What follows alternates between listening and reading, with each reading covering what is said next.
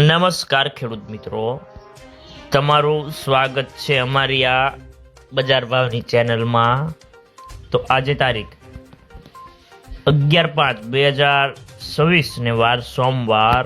તો આજના વિડીયોની અંદર આપણે જીરું પકવતા તમામ ખેડૂતો માટે અને જે ખેડૂતોએ જીરાનો સંગ્રહ કરેલ છે તેવા ખેડૂતો માટે મળ્યા સારા સમાચાર। તો શું જીરાના વાયદા બજાર અને હવે જીરાના ભાવ વધશે કે ઘટશે, સાથે જ ગુજરાતના તમામ માર્કેટ યાર્ડની અંદર અત્યારે બજાર ભાવ કેવા ચાલી રહ્યા છે તેની સંપૂર્ણ અપડેટ મેળવીશું। તો વિડીયોમાં છેલ્લે સુધી બન્યા રહેજો।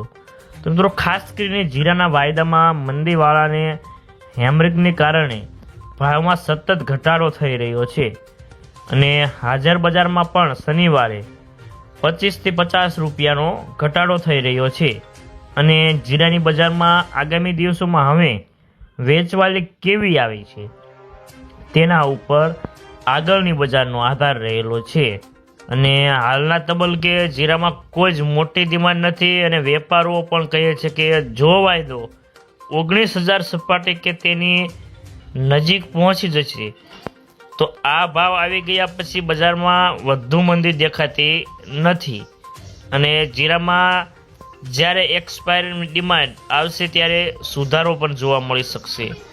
તો મિત્રો, ચાલો જાણી લઈએ કે ગુજરાતના તમામ માર્કેટ યાર્ડની અંદર જીરાના બજાર ભાવ કેવા ચાલી રહ્યા છે તે જે 20 કિલોગ્રામ દીઠ આપેલ છે।